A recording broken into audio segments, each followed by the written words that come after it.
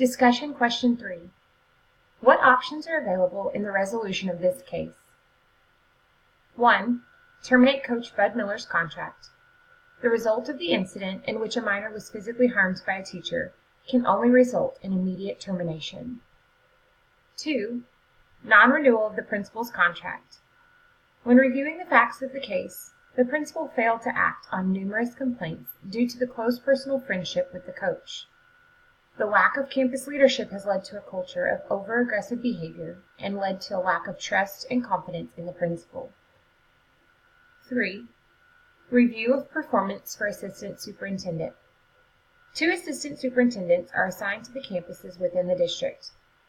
Their job is to direct the principals and oversee daily implementation of policy.